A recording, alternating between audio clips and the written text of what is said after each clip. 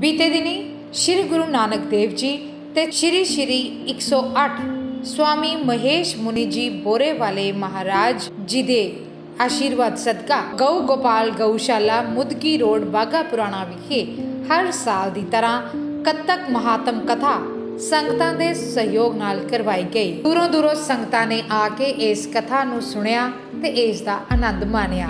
यह कथा 28 अक्तूबर 2022 तो 8 नवंबर 2022 तक चली। इस मौके श्री 108 स्वामी महेश मुनि जी बोरे वाले महाराज जी दे पोतरे चतुरदास जी महाराज ने कथा करके संगतां नूं निहाल कीता। आओ नजर मारदे हां कत्तक महात्म कथा दियां झलकियां ते। विश्वोत्पत्त्यादि हेतवे तापत्रय विनाशाय श्री कृष्णाय वयं नुमः। कृष्णाय वासुदेवाय हरये परमात्मने प्रणत क्लेश नाशाय गोविंदाय नमो नमः। वागर्थाभिव संपृक्तौ वागर्था प्रतिपत्तये जगतः पितरौ वंदे पार्वती परमेश्वरौ। आदौ राम तपोवनादिगमनं हत्वा मृगकाञ्चनं वदेहि हरणं जटायुमरणं सुग्रीवं सम्भाषणम् पश्चात् कुम्भकर्णहननम् एतद्धि रामायणम्। वक्रतुंड महाकाय सूर्यकोटि समप्रभा निर्विघ्नं कुरु मदेव सर्वकार्येषु सदा सर्वदा। कथा आरंभ हो रही है, सुनो वीर हनुमान। आसन कह लीजिए तेज पुंज बलवान। गुरुर् ब्रह्मा गुरुर्विष्णु गुरुर्देवो महेश्वरा। गुरुर् साक्षात् परब्रह्म तस्मै श्री गुरुवे नमः। उपस्थित प्रभु प्रेमियों, प्रभु की पवित्र आत्माओं, गज के फतेह बुलाओ। वाहिगुरु जी का खालसा वाहिगुरु जी की।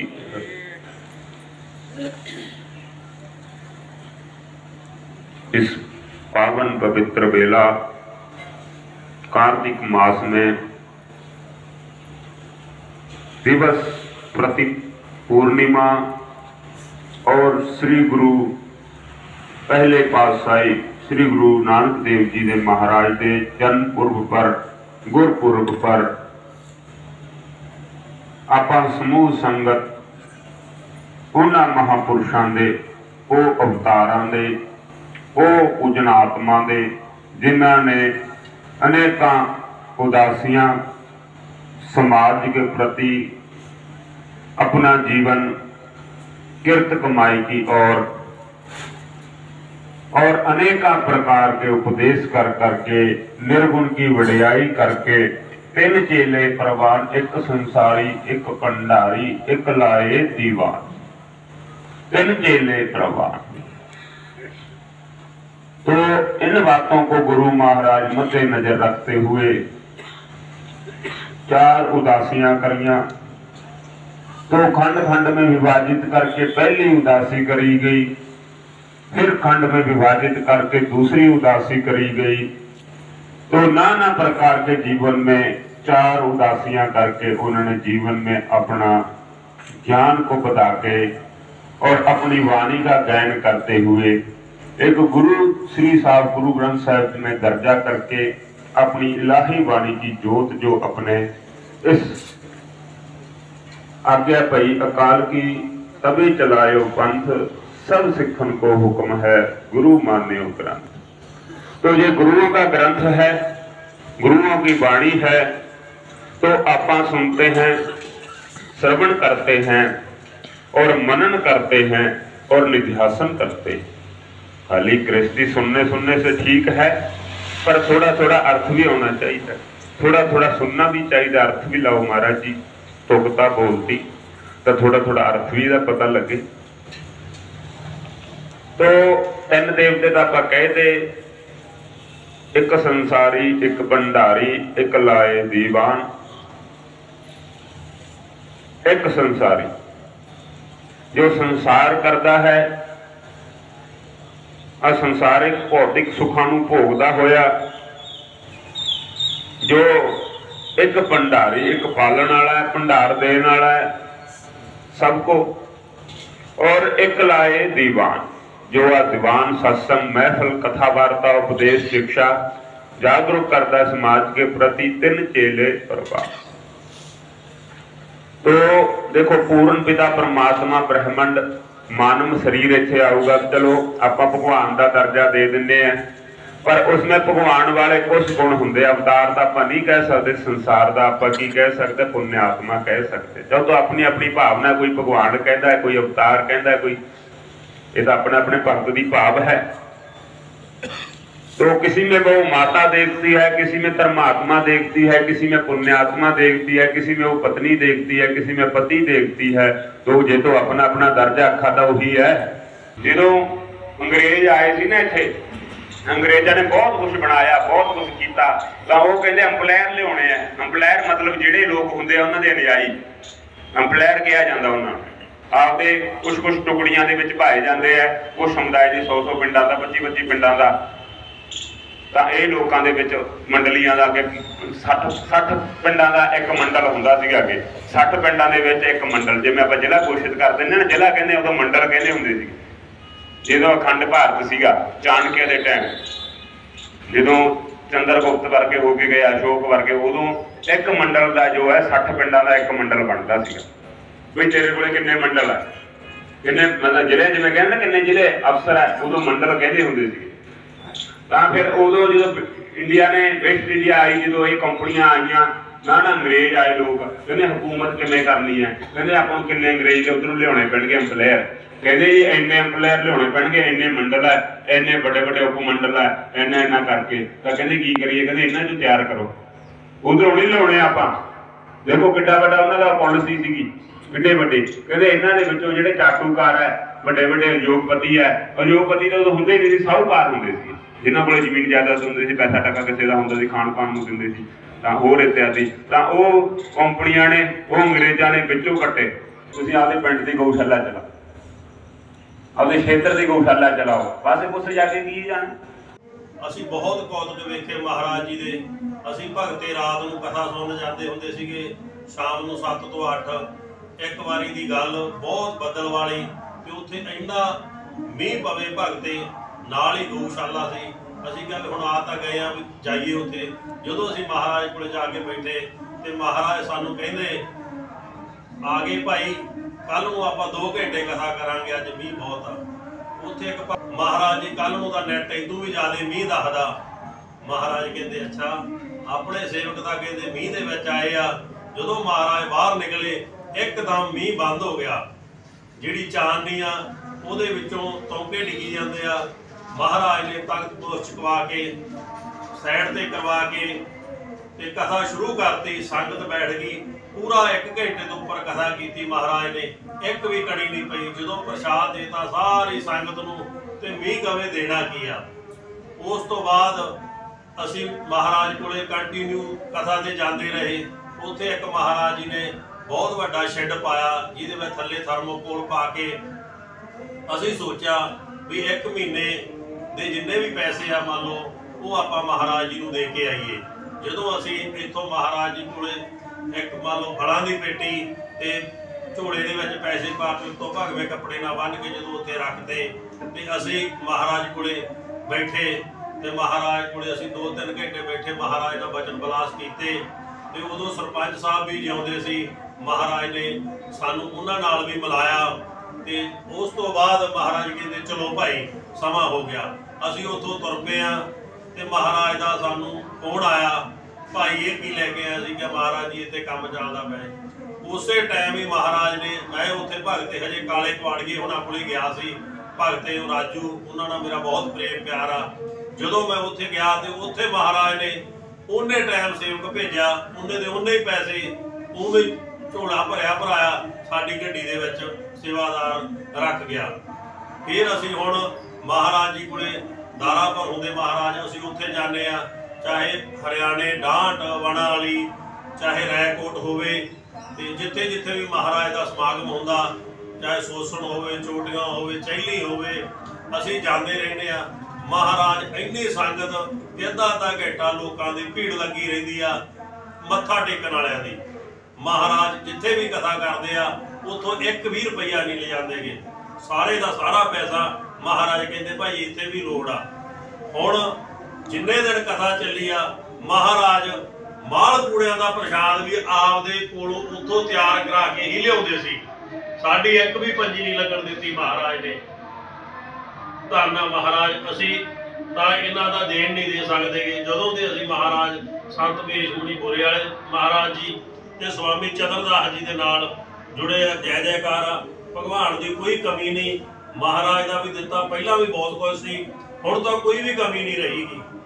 ਅਸੀਂ ਧੰਨਵਾਦ ਕਰਦੇ ਆ ਮਹਾਰਾਜ ਜੀ ਦਾ, ਉਹਨਾਂ ਦੇ ਸੇਵਕਾਂ ਦਾ, ਜਿਹੜੇ ਸੱਚੇ ਸੇਵਕ ਮਹਾਰਾਜ ਦੇ ਨਾਲ ਤਣੋ ਮਣੋ ਧਣੋ ਖੜੇ ਆ।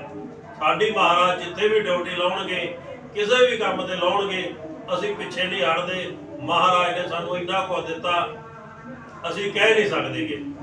ਅੱਜ ਕੱਤਕ ਮਹਾਤਮ ਕਥਾ ਜੋ ਪਿਛਲੀ 28 ਤਰੀਕ ਤੋਂ ਗਊਸ਼ਾਲਾ ਮਦਕੀ ਰੋਡ ਤੇ ਆਰੰਭ ਹੋਈ ਸੀਗੀ, ਅੱਜ ਉਹਦਾ ਸੰਪੂਰਨ ਮਹਾਰਾਜ ਜੀ ਨੇ ਵਿਧੀ ਵਿਧਾਨ ਦੇ ਨਾਲ ਸਮਾਪਤੀ ਹੋਈ ਆ। ਤੇ ਮਹਾਰਾਜ ਜੀ ਹੌਲੀ ਇੱਥੋਂ ਗਏ ਆ। ਕੋਈ ਮਹਾਰਾਜ ਦਾ ਪੁਰਾਣਾ ਸੇਵਕ ਸੀਗਾ, ਉਹਨਾਂ ਨੇ ਬਹੁਤ ਯਤਨ ਕੀਤਾ ਮਹਾਰਾਜ ਜੀ ਸਾਡੇ ਘਰੇ ਆਓ, ਮਹਾਰਾਜ ਉਹਨਾਂ ਦੇ ਕੋਲ ਗਏ ਆ।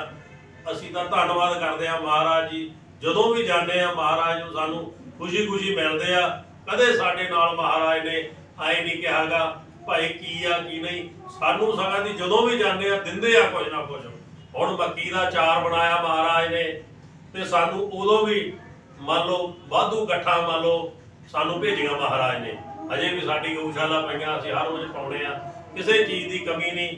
ਹੁਣ ਮਹਾਰਾਜ ਨੂੰ ਅਸੀਂ ਜਿਹੜੀ ਵੀ ਕੋਈ ਬੇਨਤੀ ਗਊਆਂ ਪ੍ਰਤੀ ਕਰਦੇ ਆ, ਮਹਾਰਾਜ ਸਾਡੀ ਸਵੀਕਾਰ ਕਰਦੇ ਆ। ਸਾਰੀ ਸੰਗਤ ਦਾ, ਸਾਰੀ ਗਊਸ਼ਾਲਾ ਦੇ ਸੇਵਾਦਾਰਾਂ ਦਾ ਪੂਰਨ ਸਹਿਯੋਗ ਆ। ਹਰ ਇੱਕ ਬੰਦਾ ਵੱਧ ਚੜ ਕੇ ਹਿੱਸਾ ਲੈਂਦਾ। ਸਾਡੇ ਇਲਾਕੇ ਦੇ ਮਹਾਰਾਜ ਦੀ ਪਹਿਲਾਂ ਵੀ ਬਹੁਤ ਕਿਰਪਾ ਸੀ, ਹੁਣ ਵੀ ਬਹੁਤ ਕਿਰਪਾ।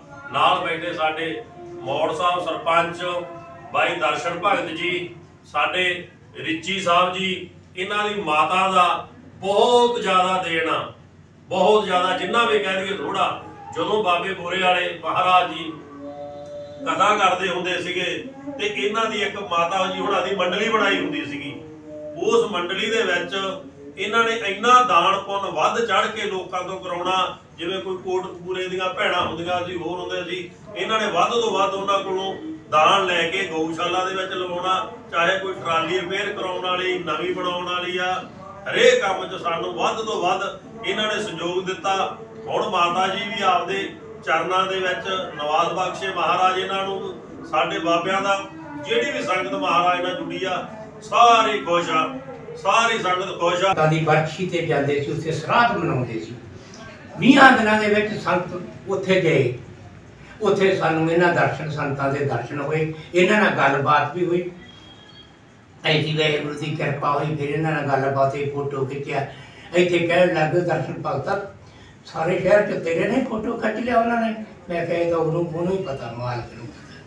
ਜਿੱਥੋਂ ਅਸੀਂ ਜਾਣ ਲੱਗੇ, ਮੇਰਾ ਇੱਕ ਬੱਚਾ ਸੀਗਾ ਜੀ 18 ਸਾਲ ਦਾ, ਢਿੱਲਾ ਹੋ ਗਿਆ। ਇਹਨਾਂ ਸੰਤਾਂ ਨੂੰ ਮੈਂ ਮੰਨਦਾ ਸੀ ਪਹਿਲਾਂ, ਗ੍ਰਸਤੀ ਬੰਦੇ ਸੀਗੇ, ਬਾਲ ਬੱਚੇ ਵਾਲੇ ਸੀ, ਕਿਸੇ ਤੋਂ ਨਵਾਂ ਪੈਸਾ ਲੈਂਦੇ ਨਹੀਂ ਸੀ।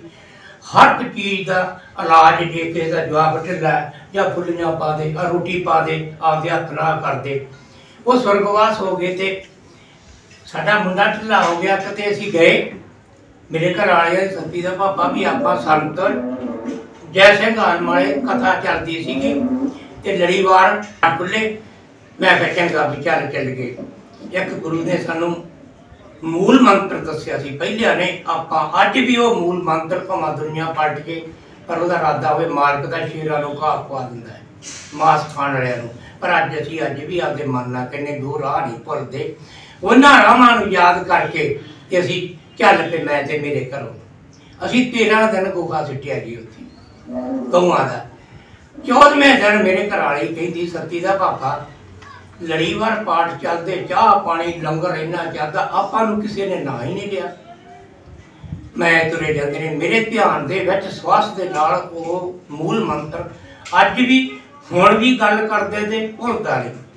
मैं क्या चल सकदी है करी आप हो सकता जे आपां नूं कोई पुछ ले।